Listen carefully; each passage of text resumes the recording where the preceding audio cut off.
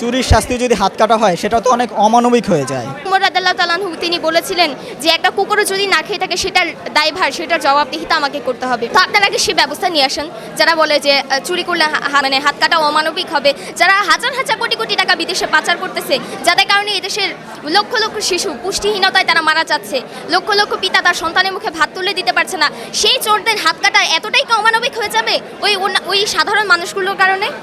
সেটা আপনিই চিন্তা করেন। বা যারা এই এত মানবিকতার কথা বলতেছেন, হ্যাঁ আমরা দেখি ওনাদের মানবিকতা কোথায় যায়। আমাদের বাংলাদেশের বর্তমান যে সংবিধান ৭২-এর সংবিধান, যেটার উপরে বেস করে আমাদের সংবিধানটা আছে, এই সংবিধানটা কিন্তু প্রণয়ন করেছেন ডাক্তার কামাল হোসেন এবং ওনাদের একটা কমিটি ছিল, সেই কমিটির দ্বারা এই সংবিধানটা প্রণয়ন করা হয়েছে।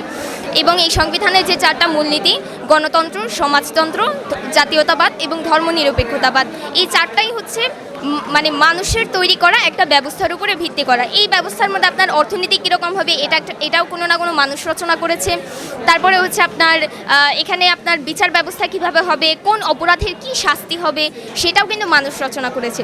তো খুব স্বাভাবিকভাবেই আমরা বুঝতেই পারতেছি যে কোনটা মানবরচিত ব্যবস্থা।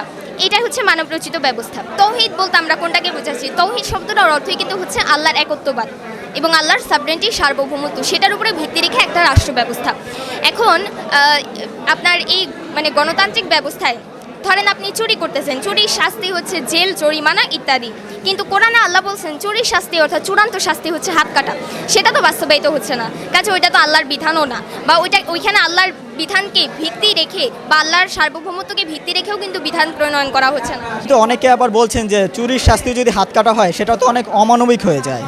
আচ্ছা, আপনি এই যে এই কথাটা বললেন চুরির শাস্তি অমানবিক হয়ে যায়, রাসূলুল্লাহ যেই সমাজে জন্মগ্রহণ করেছিলেন সেটা ছিল আয়ামে জাহিলিয়াতের সমাজ।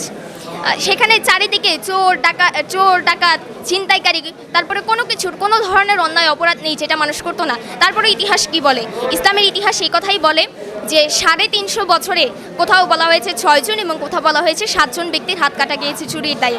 তাহলে এর মানে কি এই যে আপনার চারপাশে যা আছে যত চোর আছে সবার হাত কাটা যাবে? বিষয়টা এমন নয়, কারণ ইসলাম এমন একটা ব্যবস্থার কথা বলে যেখানে আপনার আগে রাষ্ট্রে এটা নিশ্চিত করতে হবে যে কোনো একটা মানুষ না খেয়ে আছে কিনা, কেউ বস্ত্রহীন কিনা, কেউ বাসস্থানহীন কিনা, কেউ রাস্তায় ঘুমাচ্ছে কিনা, আপনাকে আগে এইটার নিশ্চয়তা দিতে হবে। তারপরে আপনি সেখানে এই আল্লাহর এই বিধানকে কার্যকর করতে পারেন। এটা উমর রাদিয়াল্লাহু তাআলা আনহু তিনি বলেছিলেন যে একটা কুকুরও যদি না খেয়ে থাকে সেটার দায়ভার সেটার জবাবদিহিতা আমাকে করতে হবে। তো আপনারা আগে সে ব্যবস্থা নিয়ে আসেন যারা বলে যে চুরি করলে হাত কাটা অমানবিক হবে, যারা হাজার হাজার কোটি কোটি টাকা বিদেশে পাচার করতেছে, যাদের কারণে এদেশের লক্ষ লক্ষ শিশু পুষ্টিহীনতায় তারা মারা যাচ্ছে, লক্ষ লক্ষ পিতা তার সন্তানের মুখে ভাত তুলে দিতে পারছে না, সেই চোরদের হাত কাটা এতটাই কি অমানবিক হয়ে যাবে ওই সাধারণ মানুষগুলোর কারণে?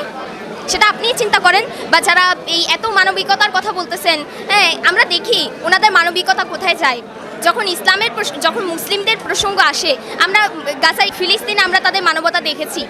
যারা এই মানবতার কথা আজকে বলতেছে, আমাদের সামনে মানবতার বুলি আওড়াচ্ছে, তাদেরকে আমরা দেখেছি, তাদেরকে আমরা জানি। সুতরাং আমরা এই মানবরচিত সিস্টেমকে প্রত্যাখ্যান করে আমরা চাই আল্লাহ সার্বভৌমত্ব ভিত্তিক একটা রাষ্ট্র ব্যবস্থা।